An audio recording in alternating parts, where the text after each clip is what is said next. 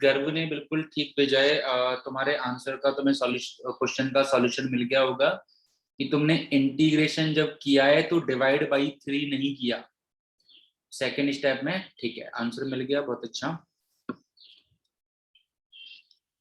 चलो तो हम अपना जो पार्शियल फ्रैक्शन मेथड कर रहे थे उसी की तरफ मूव करते हैं।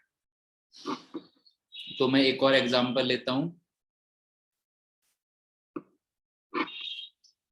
जैसे 3x + 1 upon x +1 2x - 1 dx। जैसे मुझे इसका इंटीग्रेशन करना है, ठीक है। कल हमने नीचे 3 फैक्टर भी देखे थे, ठीक है, 2 फैक्टर हैं और हमें इसका इंटीग्रेशन करना है। तो एक मेथड तो यही है कि मैं क्या कर दूं, एक मेथड तो डेफिनेटली आई गेस सभी के दिमाग में आ रहा होगा कि मैं नीचे मल्टीप्लाई कर दूं, नीचे वाले टर्म को मल्टीप्लाई कर दूं और फिर लीनियर अपॉन क्वाड्रेटिक वाला कंसेप्ट लगा दूं। फिर कौन सा कंसेप्ट लगा दूं, लीनियर अपॉन क्वाड्रेटिक वाला, ठीक है। दिस इज ऑप्शन, वो भी यूज कर सकते हैं बट वो जनरली थोड़ा सा लेंथी पड़ता है। अब हमें इसी क्वेश्चन को सॉल्व करना है यूजिंग पार्शियल फ्रैक्शन मेथड। तो पार्शियल फ्रैक्शन मेथड क्या कहता है, अगर हमारे पास नीचे फैक्टर वाले टर्म्स हैं, देखो ऑब्वियसली न्यूमरेटर की डिग्री डिनोमिनेटर से कम है, इसीलिए मैं डायरेक्टली पार्शियल फ्रैक्शन यूज कर रहा हूं। अगर डिग्री बराबर या ज्यादा होती तो पहले मैं डिवीजन अप्लाई करता, then partial fraction method apply करता। Okay, so partial fraction method क्या कहता है कि इसको a upon something plus b upon something. कल 3 फैक्टर थे तो हमने c अपॉन समथिंग लिया था, 4 फैक्टर होते तो हम d अपॉन समथिंग ले लेते। अब क्या करेंगे, अब हमने इससे मल्टीप्लाई करना है दोनों साइड। तो left hand side will become 3x + 1 that is easy.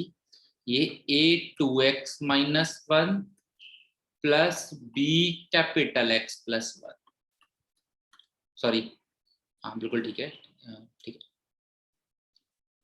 अब हमें क्या करना है, a और b की वैल्यू फाइंड करनी है, जिसके लिए हमने 2 मेथड देखे थे। एक हमारा वाला मेथड देखा था, एक एनसीईआरटी वाला मेथड देखा था। तो यहाँ पे भी मैं दोनों मेथड यूज करूंगा कि पहले मैं क्या कर लेता हूँ, x की जगह पे -1 पुट किया, y -1 पुट किया जिससे कि ये वाला टर्म 0 हो जाए। y मैंने -1 पुट किया जिससे कि ये वाला टर्म 0 हो जाए। तो what I will gate, left hand side is -3 + 1, right hand side is a - 3। तो a की वैल्यू हो जाएगी 2/3।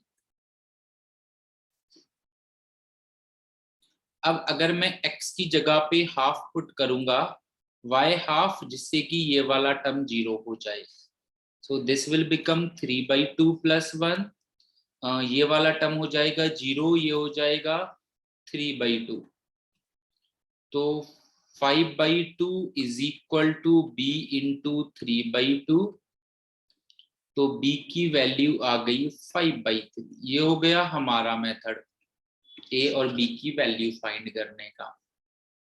ऑब्वियसली 3 फैक्टर्स का क्वेश्चन थोड़ा सा लेंथी हो जाता है, जैसे कि कल हम जो क्वेश्चन कर रहे थे लेंथी हो रहा था क्योंकि नीचे 3 फैक्टर्स थे।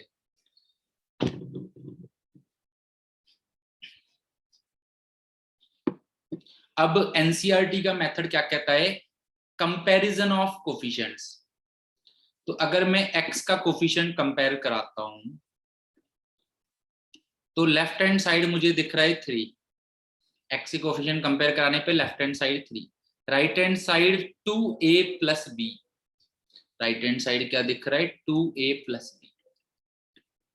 और अगर मैं कांस्टेंट कंपेयर कराता हूं तो लेफ्ट हैंड साइड दिख रहा है 1, राइट हैंड साइड दिख रहा है -a + b, -a + b।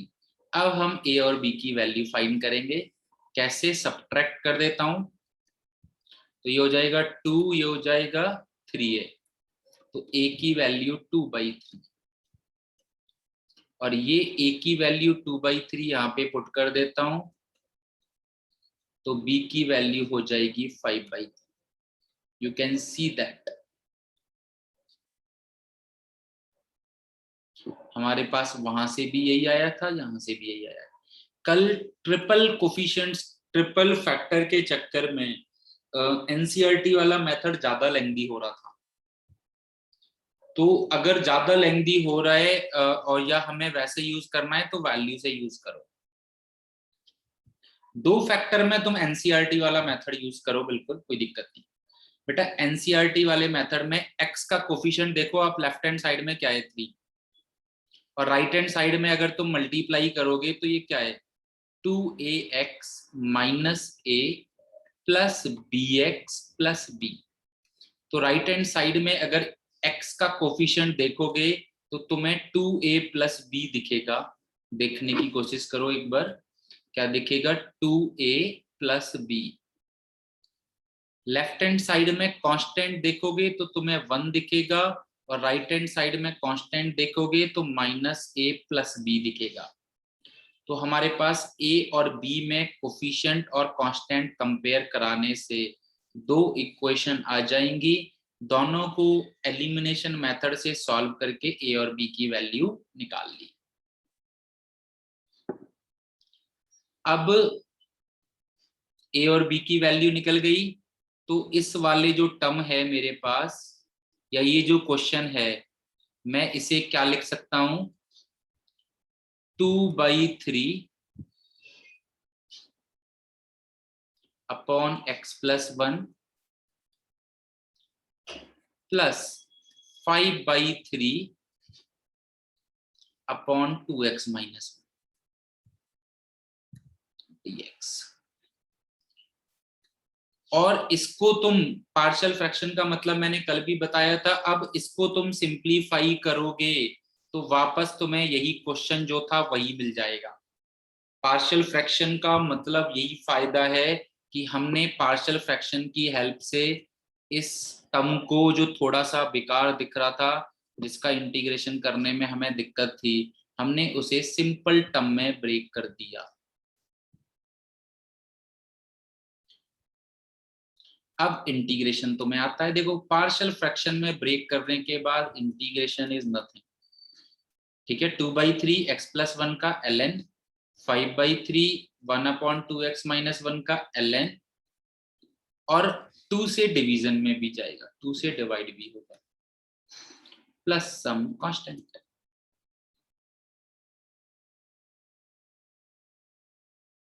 बेटा डिवाइड में ही आएगा ना, यहाँ पे कहाँ पे है, यहाँ पे कहाँ है, a की वैल्यू पुट की है ना आपने, तो x प्लस 1 डिवाइड में है तो मल्टीप्लाई में क्यों आएगा।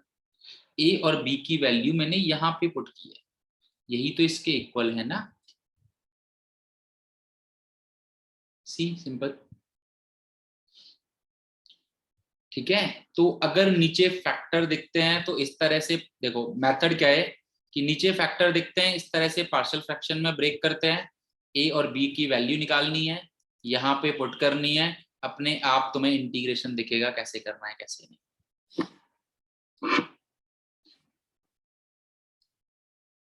b, अगर तुम्हें नीचे कुछ डिनोमिनेटर में इस तरह का टर्म दिखता है, बेटा वो भी क्वेश्चन करेंगे, पहले आप पार्शियल फ्रैक्शन मेथड समझ लो, डिवीजन वाला क्वेश्चन आएगा तब अपने आप हो जाएगा, डोंट वरी, वो भी हम देखेंगे, बट पहले पार्शियल फ्रैक्शन के सारे टाइप समझ लेते हैं। तो अगर हमारे पास इस तरह का क्वेश्चन आ गया कि नीचे एक लीनियर गिवन है और साथ में लीनियर का होल स्क्वायर गिवन है, मैक्सिमम इतना ही आएगा, बाकी मैं जनरल भी दिखा दूंगा। तो हम पार्शियल फ्रैक्शन में कैसे ब्रेक करते हैं, पहले वाले लीनियर के ऊपर एक कांस्टेंट, फिर दूसरे वाले के लिए एक सी एक्स प्लस डी, फिर एक कैपिटल C अपॉन सी एक्स प्लस डी का होल स्क्वायर।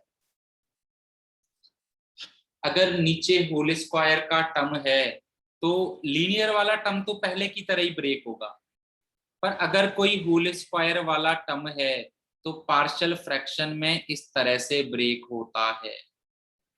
अगर कोई होल स्क्वायर वाला टर्म है तो उसका पार्शियल फ्रैक्शन इस तरह से हम लोग करते हैं।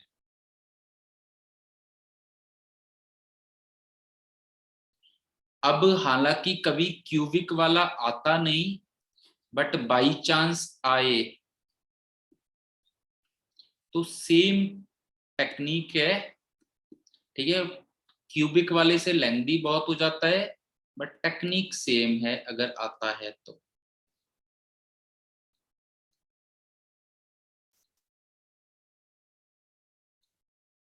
अगर आता है तो टेक्निक वही सेम ही है। इस तरह से पावर 4 होती तो भी आगे इस तरह से लिख देते।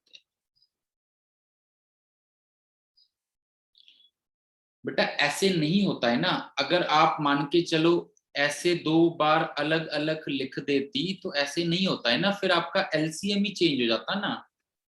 ऐसे थोड़ी होता है, आपका एलसीएम आना ये चाहिए और अभी आपका एलसीएम क्या आएगा।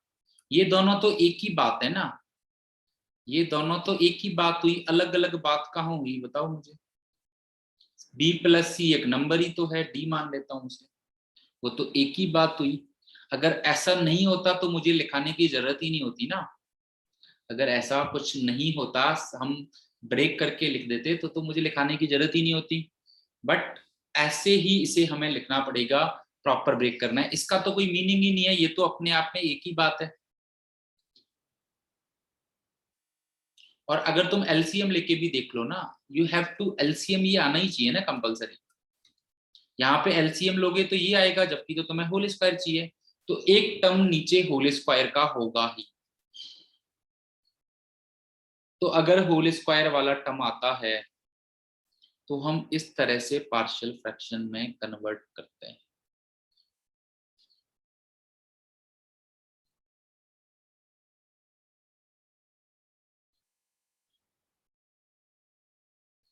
एक क्वेश्चन देता हूं, चलो इसका भी डाउट इस क्वेश्चन में क्लियर कर देता हूं कि अगर ऊपर डिग्री ज्यादा आ गई तो क्या करेंगे।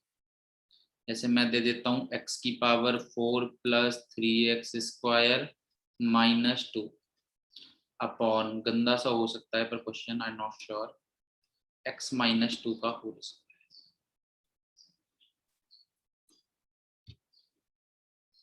चलो पहले विदाउट यही करते हैं यार, क्वेश्चन थोड़ा सा लेंथी बन सकता है। चलो करते ही हैं, छोड़ो बातें करते हैं। ओके, जैसे कि मेरे पास ये वाला क्वेश्चन है, मुझे इसका इंटीग्रेशन करना है। तो देख लो, डिग्री ज्यादा वाला एग्जांपल मैंने यहाँ पे ले लिया है। फर्स्ट ऑफ ऑल हमने क्या देखा कि भाई ऊपर वाले की डिग्री नीचे वाले से ज्यादा है, नीचे वाले की डिग्री 3 है, ऊपर वाले की डिग्री 4 है। तो हमें पहले क्या करना पड़ेगा, डिवीजन करना पड़ेगा। तो पहले मल्टीप्लाई भी कर देते हैं, क्योंकि डिवीजन ऐसे तो होगा नहीं, मल्टीप्लाई करके ही होगा। तो पहले मल्टीप्लाई कर देते हैं। तो x³ -4x² plus 4x -x² plus 4x -4। तो x³ -5x² प्लस 8x-4।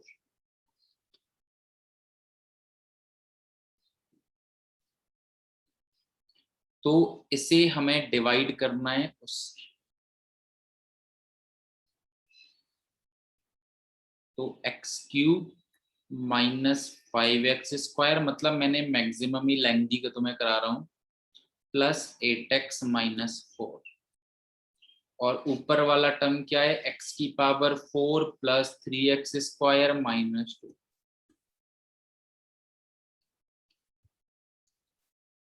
तो x³ और x की power 4, so apply x। So this will become x की power 4 minus 5x cube plus 8x square minus 4x. If I will use subtraction minus plus minus plus, so ये cut हो जाएगा, plus का 5x cube minus 5x square plus 4x minus 2, फिर plus 5x cube, ठीक है, मैंने randomly लिखा है इसीलिए थोड़ा सा लेंथी हो रहा है, प्लस 40x माइनस 20, सब्ट्रैक्ट करूंगा,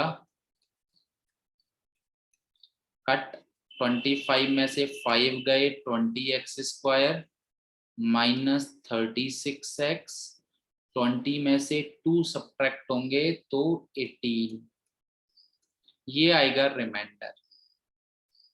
तो मैं क्वेश्चन को कैसे लिखूंगा भाई, क्वेश्चन को मैं लिखूंगा x plus 5 question plus remainder that is 20x square minus 36x plus 18 upon divisor that is x minus 1 x minus 2 का होल स्क्वायर।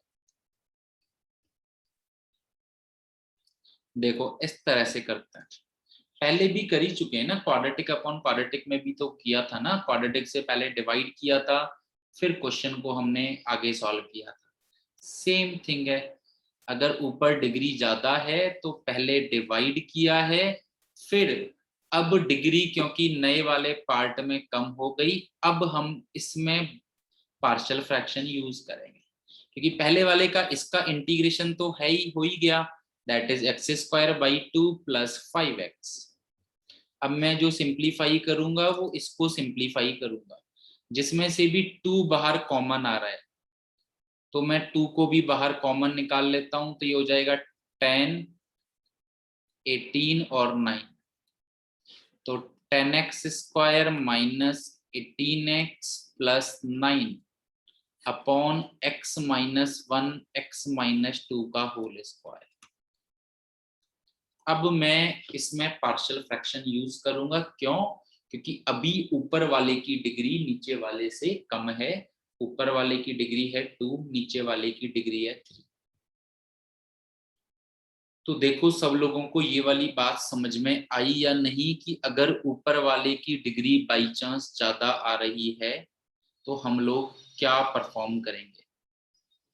बेटा वो हो जाएगा ना, उसे लास्ट में ले आएंगे ना बेटा, उसे लास्ट में ले आएंगे, अभी जो हो गया, ठीक है, जो हो गया उसे छोड़ो, जिसका करना है उस पर ध्यान देते हैं मेनली, उसे लास्ट में ले आएंगे, ऐड कर देंगे, ठीक है। मेनली हमें इसका इंटीग्रेशन करना है, x square by 2 plus 5x, और ये जो मल्टीप्लाई वाला 2 है उसे लास्ट में ले आएंगे, बार बार क्वेश्चन के साथ थोड़ी चलता रहेगा। अब हमें इसका करना है, तो मैं पीछे से यहाँ पे स्टार्ट कर रहा हूँ, तो हम इसे पहले ब्रेक करेंगे, 10x square minus 18x plus 9 upon x minus 1 x minus 2 का होल स्क्वायर। पार्शियल फ्रैक्शन हमारा कैसे होगा, a upon x minus 1 plus b upon x minus 2 plus c upon x minus 2 का होल स्क्वायर। ये बात हमें पता होनी चाहिए कि पार्शियल फ्रैक्शन में इस तरह से ब्रेक होता है। नाउ अब टेक्निक सेम है, एबीसी की वैल्यू फाइंड करनी है, फिर तुम्हें खुद ही पता लगेगा कि तुम इंटीग्रेट कर पा रहे हो। तो मैं न्यूमरेटर ये वाले टर्म से मल्टीप्लाई करूंगा, तो I will get this a x minus 2 का whole square plus b x minus 1 x minus 2 plus C x minus 1। देखो फर्स्ट स्टेप में किसी को कोई दिक्कत,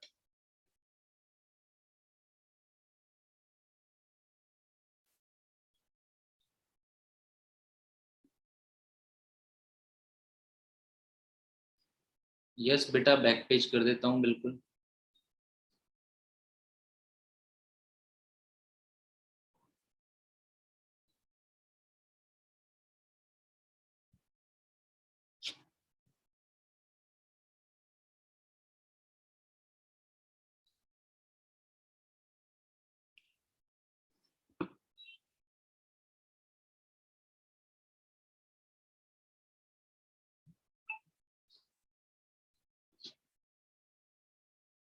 ठीक है, अब हमें ए बी और सी की वैल्यू फाइंड करनी।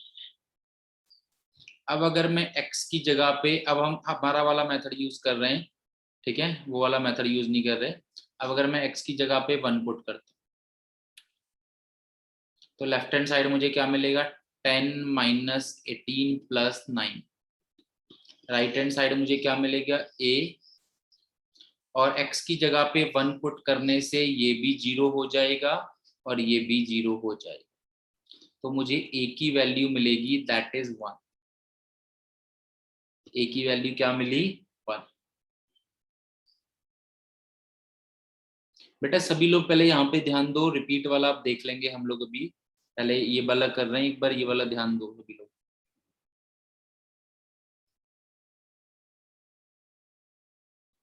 फिर अगर मैं x की वैल्यू 2 पुट करता हूं तो क्या आएगा मेरे पास, ये हो जाएगा 40 minus 36 plus 9 is equal to, 2 put करने पे ये वाला टर्म 0 हो जाएगा और ये वाला टर्म भी 0 हो जाएगा। तो हमारे पास क्या बचेगा, ओनली सी।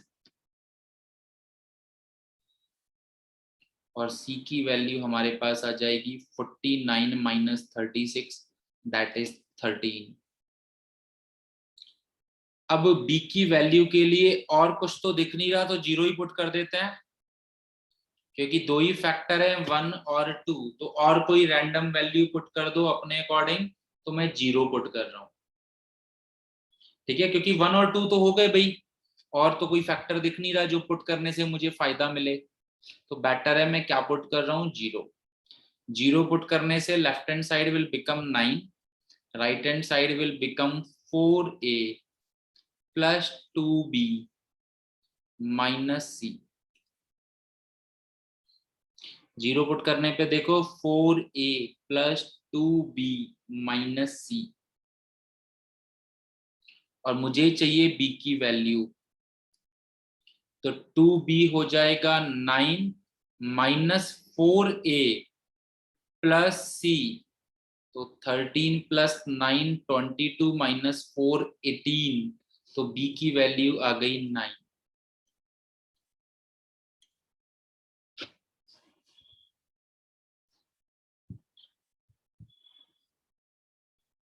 ठीक है, मैं स्टार्टिंग से रिपीट कर रहा हूं एक बार।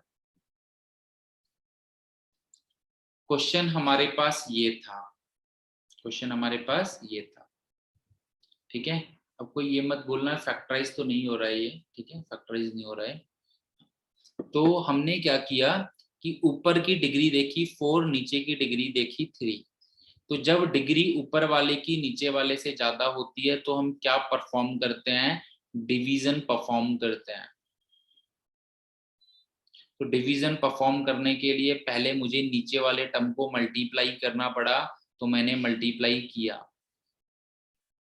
अब देखो इस वाली स्लाइड में किसी को कोई दिक्कत है,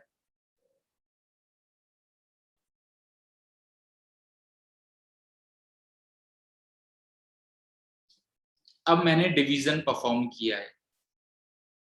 तो डिवीजन जब मैंने परफॉर्म किया है तो मेरे पास क्वोशिएंट आया है x+5। डिवीजन में बार बार बताने वाला नहीं हूँ, डिवीजन तुम लोग 8th 9th क्लास से पढ़ते आ रहे हो, ठीक है। तो ये हो गया हमारा क्वोशिएंट और नीचे वाला हो गया हमारा रिमाइंडर। तो हम इस तरह से लिख सकते हैं डिवाइडेंड अपॉन डिवीजर को quotient plus remainder upon divisor.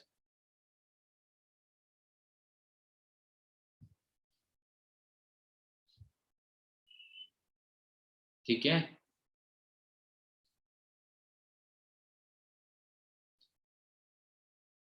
b upon cx minus d, why, where is b upon cx minus d?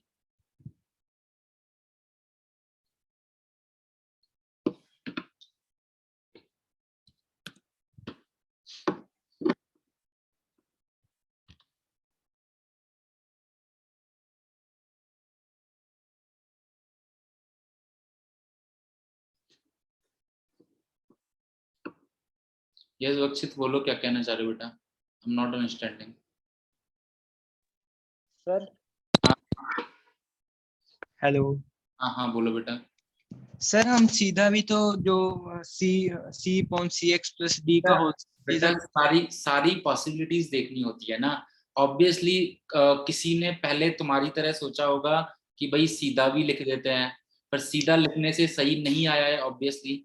सारी पॉसिबिलिटीज देखनी होती हैं। अगर मान के चलो ये भी तो एक बीच में पॉसिबल केस रह जाता है ना, ठीक है। Okay sir. I am understanding that कि हमारा ये होता है कि यार सीधा भी लिख सकते हैं बिल्कुल, बट जैसे ही हम सीधा लिखेंगे तो हम देखेंगे कि वो सही नहीं आ रहा है हर ओके केस के लिए। सो दैट्स वाई हम ये यूज करेंगे प्रॉपर। Okay sir. ठीक है, तो प्रॉपरली हम लोग यही यूज करेंगे। ऑब्वियसली जिसने ये मेथड बनाया होगा उसने एक बार के लिए ये सोचा होगा, फिर जब देखा होगा तो ये पता लगा ही कि यार नहीं, ये ऐसे तो नहीं लिख सकते, हर केस के लिए ट्रू नहीं है, तो ऐसे ही लिखना पड़ेगा प्रॉपरली। हाँ, तो यहाँ पे हमारा ये वाला टर्म आ गया। तो अब भाई मैं इसको अलग से इंटीग्रेट कर लूंगा तो कोई दिक्कत तो है नहीं। इनको जो ये हमारा 2 मल्टीप्लाई में टर्म है और एक्सिस इन का इसका ये जो हमारा इसका है, ये तो मैं लास्ट में भी लिख सकता हूँ ना।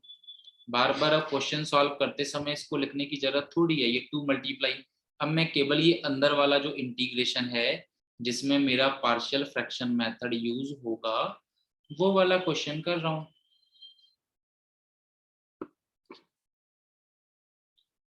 सो वो वाला क्वेश्चन अब हम लोग कैसे करेंगे, केवल मैं ये इंटीग्रल पार्ट वाला, ठीक है। तो पार्शियल फ्रैक्शन मेथड से पता है हम इसे कैसे ब्रेक करते हैं, this plus this plus this. अब वही सेम थिंग एलसीएम लेके या मल्टीप्लाई लेके हम लोग ए बी और सी की वैल्यू फाइंड करेंगे। तो यहां तक किसी को कोई दिक्कत?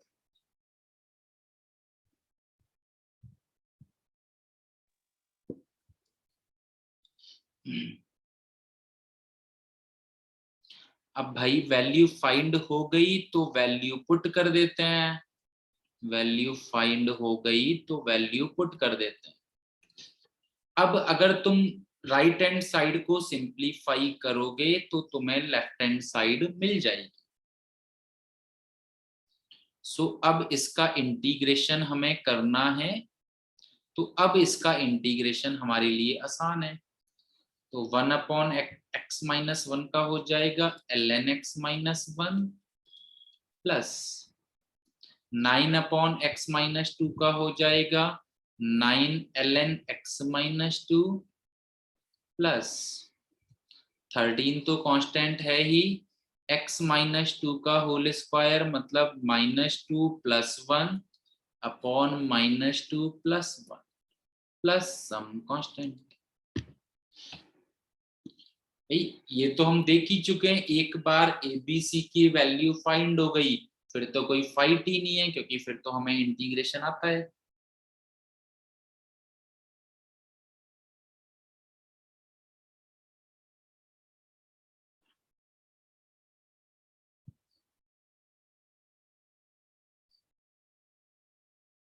ओके, सो लास्ट में क्या कर देते हैं, वो जो तुम्हारा टर्म रह गया था उसे लास्ट में ले आता हूं मैं। 2 से मल्टीप्लाई और साथ में x² / 2 + 5x, ये हो गया तुम्हारा। देखो रैंडम मैंने क्वेश्चन लिया फिर भी ऐसे हो गया, कोई दिक्कत नहीं।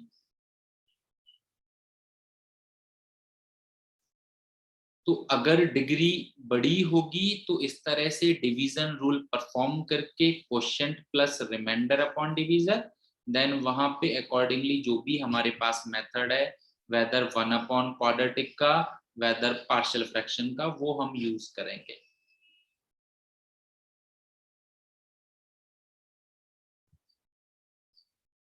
ठीक है बेटा, ए बी सी की वैल्यू जो निकाली थी वो यहाँ पे पुट कर दी।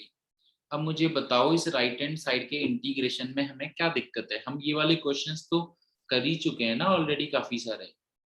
1/x-1 का ln x-1 1/x-2 का ln x-2, ये x-2 की पावर -2, जिसका क्या होता है -2 + 1 -2 + 1।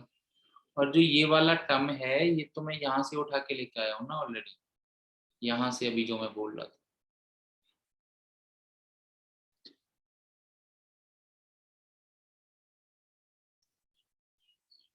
ओके, तो आई गेस एक बार क्वेश्चंस तुम्हें मिल जाएंगे, डोंट वरी। एनसीईआरटी में भी you will get the questions, CPP में भी तुम्हें क्वेश्चन मिलेंगे, सीपीपी में भी।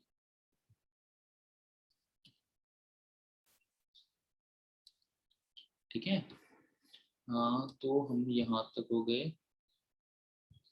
देन हमारा सी पार्ट हमारे पास आता है, दैट इज हमारे पास एक पॉलिनोमियल है, नीचे एक लीनियर टर्म है और नीचे एक क्वाड्रेटिक है जो फैक्टराइज नहीं हो रहा है। नीचे एक क्वाड्रेटिक टर्म है जो फैक्टराइज नहीं हो रहा है। अगर ये तीन ही पार्ट हैं केवल, बस पहला, अगर नीचे लीनियर है तो किस तरह से ब्रेक करते हैं, यू विल सी, ऊपर एक कांस्टेंट आता है। अगर नीचे एक होल स्क्वायर का टर्म है तो किस तरह से ब्रेक करते हैं, ठीक है, ये भी हम लोग देख चुके हैं। ठीक है, और अगर नीचे एक लीनियर आ रहा है साथ में एक क्वाड्रेटिक आ रहा है, और जिस क्वाड्रेटिक को हम लोग फैक्टराइज नहीं कर सकते, ठीक है, तो हम लोग लीनियर इसको पार्शियल फ्रैक्शन में कैसे कन्वर्ट करेंगे वो हम लोग देखना चाह रहे हैं। तो कैसे कन्वर्ट करेंगे, a/ax + b + bx + c, जो क्वाड्रेटिक है उसके ऊपर कौन सा वाला पार्ट आएगा, लीनियर वाला पार्ट आएगा।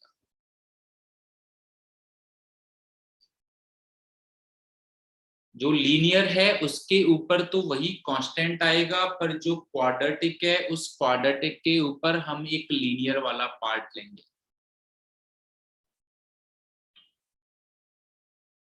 फिर वही हमारे पास same task, will find the values of ABC and solve this. तो C part is like this, एक लीनियर है और एक क्वाड्रेटिक है जो फैक्टराइज नहीं हो रहा है। एग्जाम्पल देख लेते हैं। I'll say 3x square minus x + 2, ठीक है, और नीचे वाला टर्म ले लेता हूँ कुछ x - 1, और ये ले लेता हूँ कुछ x² + 2x + 3, b² - 4ac < 0 है, या टर्म नॉर्मल भी फैक्टराइज नहीं हो रहा है। ठीक है, सो दैट इज चिल। जैसे कि मुझे इसका इंटीग्रेशन करना है, जैसे कि मुझे इस वाले क्वेश्चन में इंटीग्रेशन सॉल्व करना है।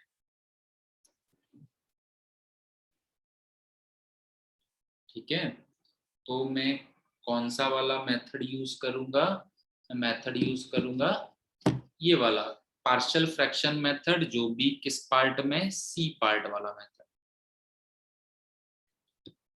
तो लेट्स सी कैसे लिखेंगे हम इसे। पहली बात, डिग्री नीचे ऊपर वाले की डिग्री 2 है, नीचे वाले की डिग्री 3 है, तो दैट्स वाई हम लोग डायरेक्टली अप्लाई कर सकते हैं। दैट्स वाई हम लोग डायरेक्टली अप्लाई कर सकते हैं, अदरवाइज नहीं कर पाते डायरेक्टली अप्लाई।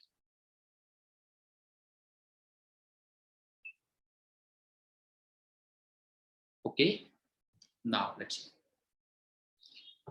तो पार्शियल फ्रैक्शन में भाई कैसे लिखेंगे इस वाले टर्म को, 3x² - x + 2 upon x - 1 x² + 2x + 3, ये वाला जो टर्म है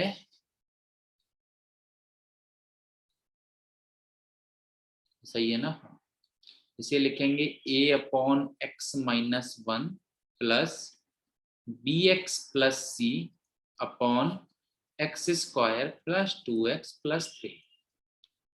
लीनियर के ऊपर एक नंबर और क्वाड्रेटिक के ऊपर एक लीनियर टर्म।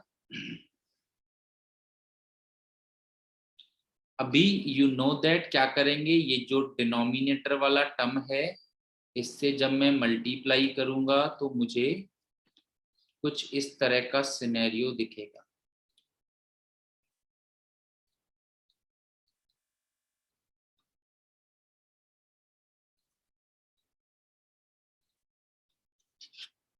देखो यहां तक कोई दिक्कत?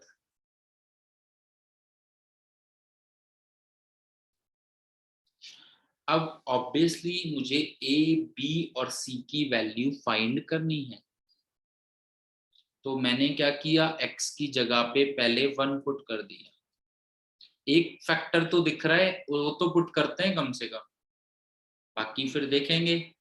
तो ये हो गया 3 माइनस 1 प्लस 2, और ये वाला पार्ट 0 में हो जाएगा पूरा, और ये हो जाएगा a1 प्लस 2 प्लस 3। तो 3 और 2 5 में से 1 गए 4, तो a is equal to 4/6, that is 2/3। तो हमें a की वैल्यू मिल गई।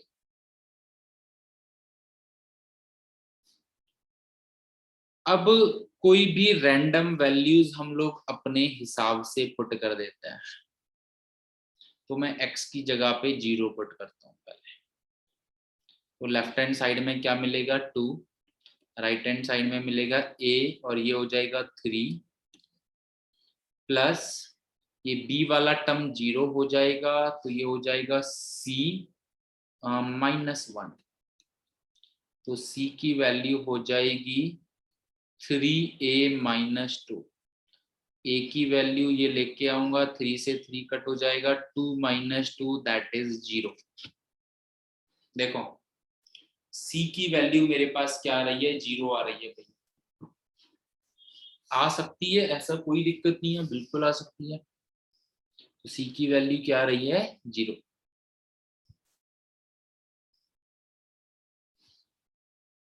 अब x की एक और वैल्यू पुट करनी है, -1 पुट कर देता हूं। तो ये हो जाएगा 3 प्लस 1 प्लस 2, ये हो जाएगा a1 माइनस 2 प्लस 3, और ये हो जाएगा -b प्लस c, और ये हो जाएगा -2। तो लेफ्ट हैंड साइड इज 6, 3 और 1 4, 4 में से 2 गए 2, और a की वैल्यू पुट की तो ये 4/3, c इज 0, और ये हो गया +2b।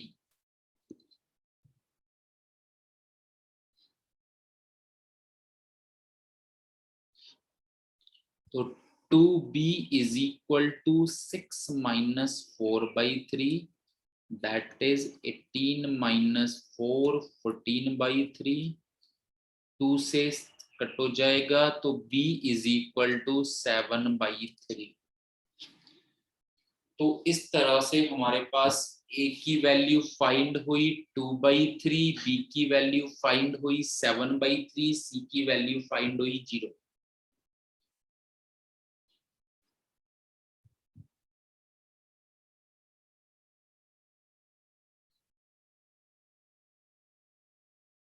आई गेस एबीसी की वैल्यू फाइंड करने में कोई ज्यादा दिक्कत हमें नहीं होनी चाहिए।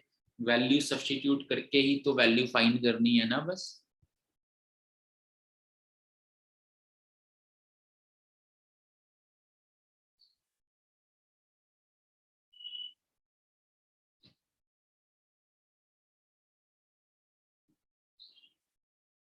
अभी बस ए और बी और सी की वैल्यू यहाँ पे पुट कर देते हैं।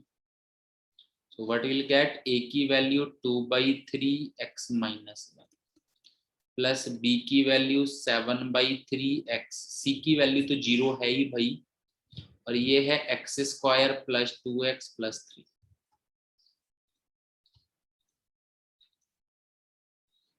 dx।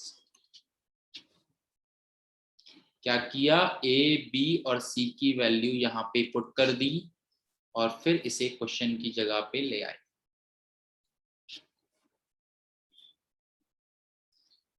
अब देखो इसमें मेहनत वाली काम है, एक छोटा सा मेहनत वाला काम ये है कि इसका इंटीग्रेशन तो तुम्हें आता है,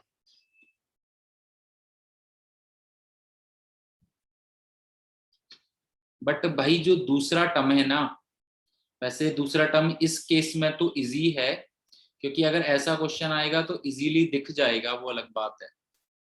ठीक है, बाकी इसमें तुम्हें वही वाला फंडा लगाना पड़ेगा, लीनियर अपॉन क्वाड्रेटिक वाला। याद है लीनियर अपॉन क्वाड्रेटिक वाला कौन सा फंडा, कि लीनियर को ऊपर वाले टर्म को a इंटू नीचे वाले का डिफरेंशिएशन प्लस b करके लिखते हैं।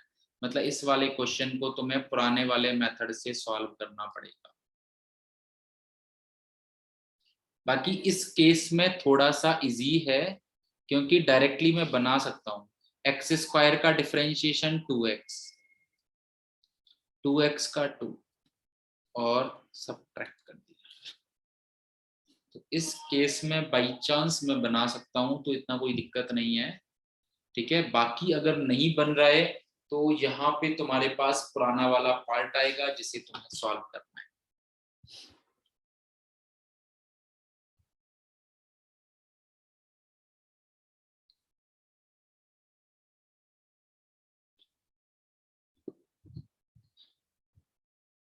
I guess can we do that?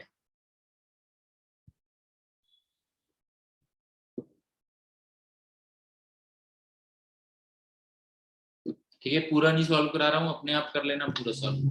चलो ये तो कर ही लेते हैं पूरा सॉल्व, ऐसे कोई दिक्कत नहीं है। 7/6 ये हो जाएगा 2x plus 2 upon x square plus 2x plus 3 minus 7/6 2 upon x square plus 2x plus 3। तो भाई ये तो F dash x upon f x का टर्म हो गया, जिसे मैं डायरेक्टली लिख सकता हूं ln एफ एक्स। तो ये वाला टर्म तो ऐसे ही पहला वाला, दूसरा वाला टर्म हो गया ln एफ एक्स।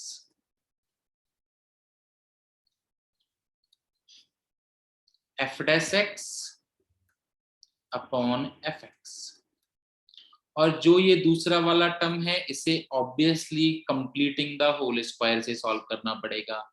तो +1 -1, तो आई गेस ये मुझे दिख रहा है x प्लस 1 का होल स्क्वायर प्लस 2।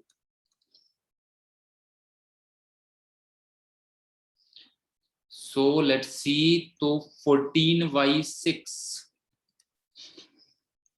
और ये हो जाएगा x square plus a square, that is 1 upon a tan inverse x upon a plus some constant.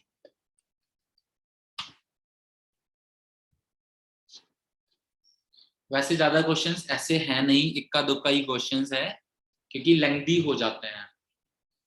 ठीक है, बट मेथड यही है सॉल्व करने का, कि पहले हम इस तरह से पार्शियल फ्रैक्शन में कन्वर्ट करेंगे, एबीसी की वैल्यू फाइंड करेंगे, और एबीसी की वैल्यू फाइंड करने पे पहला वाला टर्म तो चिल हो जाता है, पर दूसरा वाला जो टर्म है वो दोबारा से इंटीग्रेशन चाह रहा है, लीनियर अपॉन क्वाड्रेटिक, दोबारा से हमें इंटीग्रेशन का मेथड लगाना है।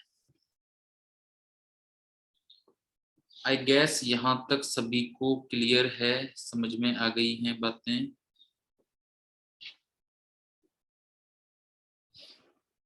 ठीक है, so now you are able to solve 7.5 and CPP 4 जो मैं आज सेंड करूंगा।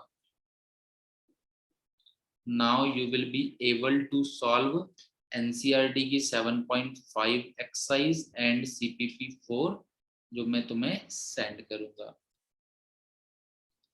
ठीक है, and what I am trying to say कि कल तुम्हारा टुमारो क्लास नहीं होगी, इसी टाइम पे पेपर होगा 5 to 6, 5 o'clock से पेपर होगा और क्लास नहीं होगी कल।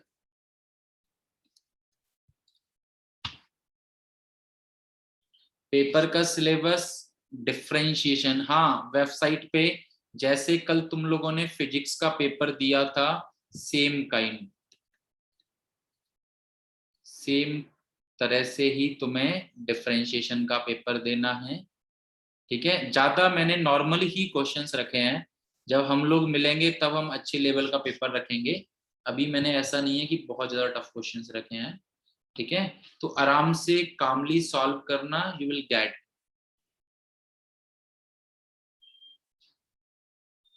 ठीक है, यस, टेस्ट के लिए वो कर लेंगे, हाँ मैम से, वो दीपक सर अपने आप भेज देंगे, मैं एक बार उन्हें रिमाइंड करा दूंगा। ठीक है, चलेगा। So this is, I guess paper वाली बात सभी को समझ में आ गई। कल क्लास नहीं होगी। ठीक है, सो आराम से तुम लोग डिफरेंशिएशन की प्रैक्टिस कर लो। और होमवर्क टास्क हो गया हमारा 7.5 एंड CPP 4, जो मैं तुम्हें सेंड करूंगा। ठीक है, अब एक दो क्वेश्चंस और कर लेते हैं। परसों टेस्ट के डाउट्स भी रख लेंगे वैसे, आई गेस अगर तुम लोग सेकंड टाइम दोबारा घर पे सॉल्व करोगे तो डाउट्स नहीं आएंगे, बट हाँ डेफिनेटली परसों पहले पेपर के डाउट्स भी लेंगे, फिर इसके डाउट्स ले लेंगे डेफिनेटली।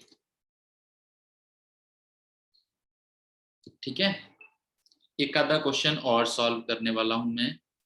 जैसे कि मान के चलो तुम्हें क्वेश्चन दिखाई देता है x/(x²-1 x²-2), सपोज करो। तुम लगाने लग गए भाई इसमें डायरेक्टली पार्शियल फ्रैक्शन मेथड, तुमने देखा नीचे क्वाड्रेटिक है और तुमने स्टार्ट कर दिया पार्शियल फ्रैक्शन मेथड, तो भाई हो तो जाएगा, पर हो जाएगा बहुत लेंथी। हो तो जाएगा पार्शियल फ्रैक्शन मेथड, अगर तुम अप्लाई करोगे तो कैसे अप्लाई करोगे भाई, ऐसे ही तो अप्लाई करोगे। Partial fraction method by chance कोई अप्लाई करेगा, ऐसे ही तो अप्लाई करेगा, ax+b, या तो फैक्टराइज करोगे, ऑब्वियसली फैक्टराइज भी कर सकते हो, ऐसा नहीं है कि चलो मैंने +2 ले लेते हैं, अब तो फैक्टराइज करने में दिक्कत आएगी ना, इसको भी चलो +1 ले लेता हूँ, अब तो फैक्टराइज करने में दिक्कत आएगी ना, तो तुम लेने लगे इसे ऐसे, तो भैया हो जाएगा काम, इतना लेंदी हो जाएगा जिसका कोई मतलब। बट अगर तुम देखो आई गेस इसको पार्शियल फ्रैक्शन में ब्रेक करना है तो हम लोग यही मेथड अप्लाई करेंगे। अगर नीचे क्वाड्रेटिक की फॉर्म होती है तो हम ऊपर क्या कंसीडर करते हैं, लीनियर वाला पार्ट। अगर नीचे क्वाड्रेटिक की फॉर्म होती है तो हम ऊपर क्या कंसीडर करते हैं, लीनियर वाला पार्ट। इस तरह के क्वेश्चंस है नहीं वैसे। ठीक है, इस तरह के क्वेश्चंस है नहीं, और हैं तो ऐसे सॉल्व नहीं करने हैं। कैसे करना है लेट्स सी, आई गेस किसी को रिकॉल हो रहा है क्या अप्लाई करेंगे हम इसमें, एनीवन, किसी को कुछ लग रहा है पहले क्या अप्लाई करेंगे हम।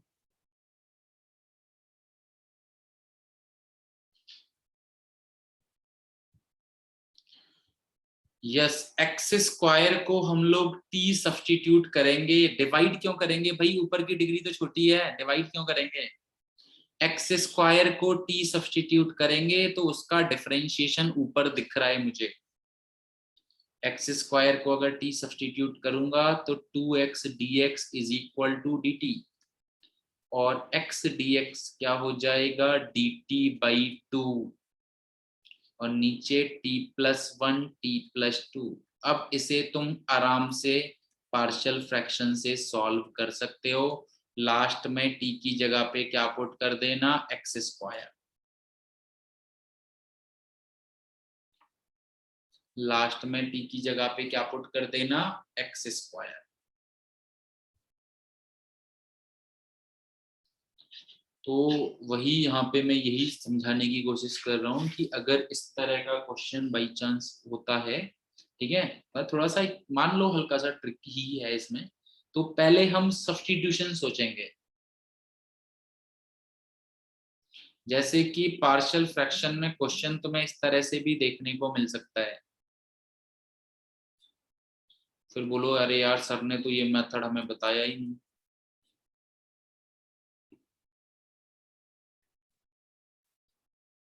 बोलो सर ने तो ये मेथड हमें बताया ही नहीं यार, ऐसे कैसे करेंगे। तो साइन थीटा को पहले टी सब्स्टिट्यूट करेंगे, तो cos theta d theta is equal to dt, and now your question will be convert in partial fraction. now तुम इसे partial fraction से solve करोगे और लास्ट में t की जगह पे क्या पुट करोगे, sin theta। तो जरूरी नहीं है क्वेश्चन बिल्कुल पॉलिनोमियल के टर्म में ही दिखे तुम्हें। क्वेश्चन कैन बी कि तुम्हें पहले सब्स्टिट्यूशन रूल अप्लाई करना पड़े और आफ्टर दैट तुम्हें पार्शियल फ्रैक्शन अप्लाई करना पड़े, तो बिल्कुल क्वेश्चन इस फॉर्म में आ सकता है। तो तुम्हें एनसीईआरटी और सीपीपी में वो तरह तरह के थोड़े बहुत डिफरेंट टाइप के क्वेश्चंस मिल जाएंगे, जिससे कि तुम्हें एक बेसिक आइडिया आ जाएगा कि क्वेश्चंस में क्या चेंज आ सकता है और हम उसे कैसे सॉल्व करेंगे। Okay, so this is it. Anything else, किसी को कोई और बात पूछनी है? आई गेस होमवर्क सभी को पता लग गया है, कल क्लास नहीं है ये भी सभी को पता है, पेपर है। और किसी को कोई और बात पूछनी है तो वो पूछ सकता है।